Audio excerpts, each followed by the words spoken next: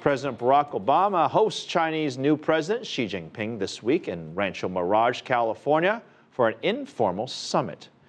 While the two leaders are expected to discuss tough issues without the pageantry of an official state visit, Zou Yun spoke to Douglas Paal with the Carnegie Endowment for International Peace and asked him about the significance of the meeting.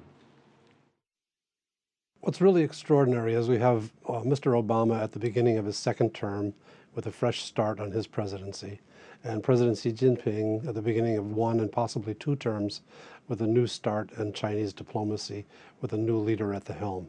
This is a rare opportunity for the two sides to get together and try to take charge of our relationship.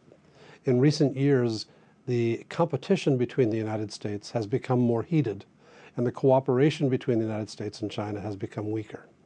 The question is, how can we strengthen cooperation and reduce the impact of our competition? If we leave it to just our militaries, we'll have nothing but competition and a Cold War. This is, at this meeting in Palm Springs, the two presidents will have a chance to take charge of the relationship and direct it in a positive way. And after the presidential election last year, the issue of the so-called currency manipulation has been put on the back burner. So why is that? Is it because the United States has finally realized that this is not in America's interest to press that issue anymore?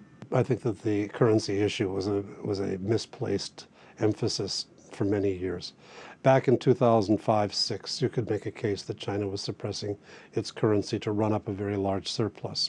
In fact, China ran up the largest external surplus in history, 10% of GDP in that period.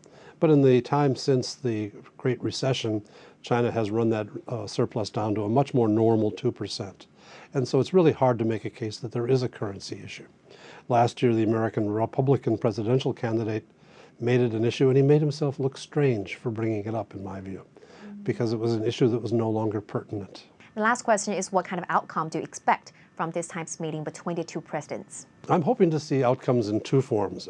At the high level, I'd like to see a conceptual statement from both sides, not a written document, but a conceptual statement from both sides that the United States accepts and welcomes the rise of Chinese power and influence. And China accepts and welcomes the continued American influence in the Western Pacific and elsewhere. The second layer of decisions I'd like to see from the leaders is instructions to their bureaucracies to set high goals, not goals for 6 months or 1 year, but for a decade and a half,